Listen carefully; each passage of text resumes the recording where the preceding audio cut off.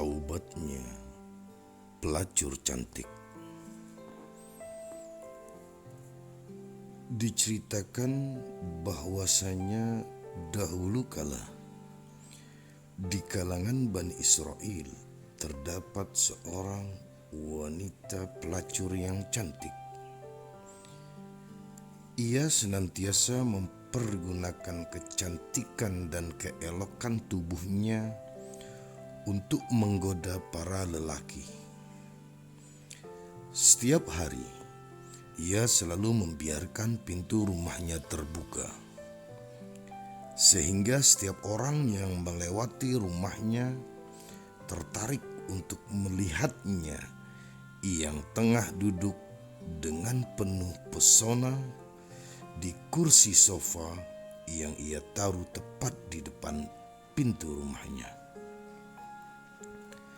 Dan bagi siapa saja yang ingin berasyik-asyik ria dengannya, maka mereka pun harus menyerahkan uang sebesar 10 dinar kepadanya. Pada suatu hari berlalulah seorang pemuda yang ahli ibadah di depan rumahnya. Saat ia melihat kecantikan dan kemolekan dari perempuan tersebut, ia pun berusaha untuk tidak terpikat oleh godaan dari si pelacur cantik tersebut, dengan berdoa kepada Tuhan agar tetapi sepanjang hari ia tidak bisa menahan diri untuk tidak memikirkannya. Karena kuatnya hasrat untuk dapat bersenang-senang dengan perempuan tersebut, akhirnya si pemuda pun mengumpulkan uang sebesar 10 dinar dan kembali ke rumahnya. Pada waktu yang telah dijanjikan antara si pemuda dan si pelacur cantik tersebut, maka masuklah si pemuda menemui pelacur tersebut. Dan ia pun duduk di samping sang pelacur. Akan tetapi, ketika pemuda itu hendak memeluk perempuan tersebut, tiba-tiba hatinya menjadi bergetar. Ia teringat akan Allah Subhanahu wa Ta'ala yang senantiasa melihat dan mengawasi perbuatannya. Seketika wajahnya menjadi pucat serta berkeringat dingin. Pelacur cantik itu pun bertanya, "Ada apa dengan wajahmu berubah pucat seperti ini?" Si pemuda itu pun menjawab, "Aku takut kepada Tuhanku, maka izinkan aku keluar dari sini." Perempuan itu pun berkata, "Betapa bodohnya kamu. Berapa banyak orang yang menginginkan kesempatan seperti ini bersamaku. Tapi kenapa kamu justru menyia-nyiakannya?"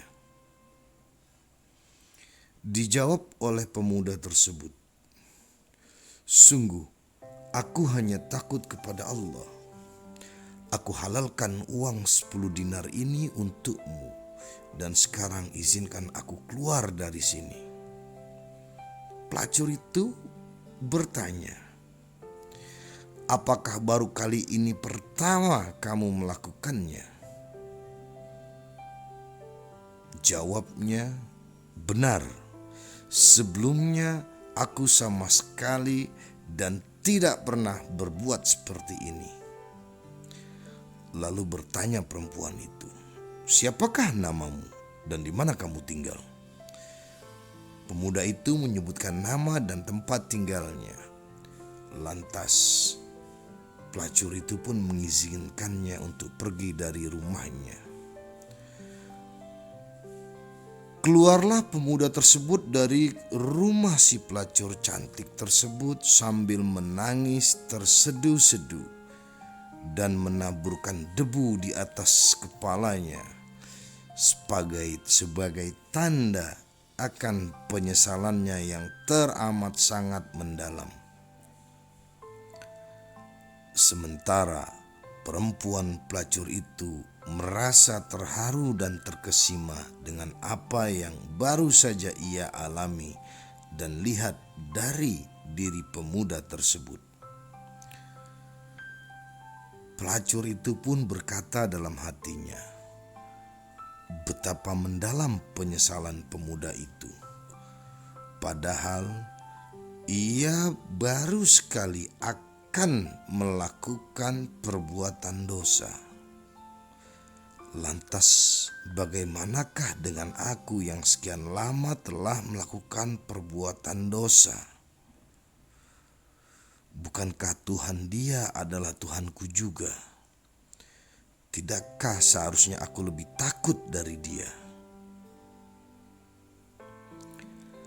Semenjak hari itu, si pelacur cantik itu sadar akan kesalahannya dan bertaubat.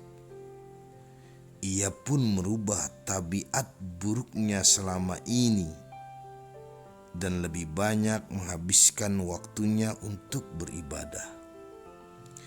Kemudian timbul keinginan dalam hati si pelacur tersebut untuk mencari pemuda saleh yang telah membuatnya sadar dari kekhilafannya, serta berharap ia mau mengawininya, sehingga ia dapat belajar agama lebih banyak lagi darinya.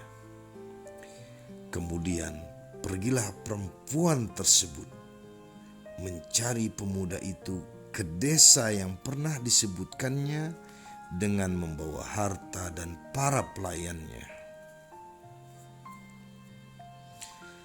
Sesampainya di tempat tinggal pemuda itu, ia pun bergegas menemuinya.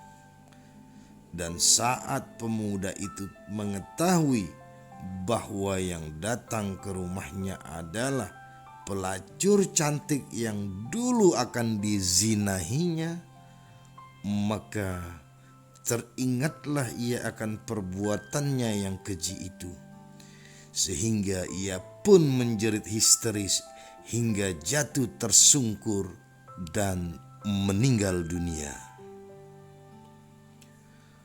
Maka bersedihlah perempuan itu atas apa yang telah menimpa pemuda tersebut, dan ia pun berkata, sungguh aku jauh-jauh datang kemari adalah karena dirinya, akan tetapi kini ia telah meninggal dunia.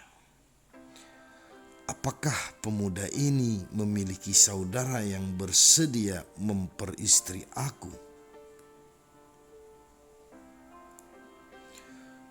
Waktu pun berlalu. Kemudian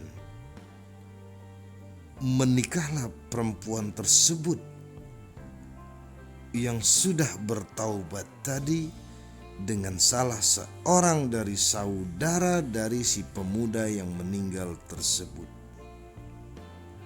Dan dari perkawinan tersebut lahirlah 7 putra yang kesemuanya menjadi nabi di kalangan Bani Israel. Wallahu a'lam bishawab. Diambil dari kitab Tanbihul Ghafilin, karya dari Al-Faqih Abu Lais As-Samarqandi. Semoga membawa manfaat.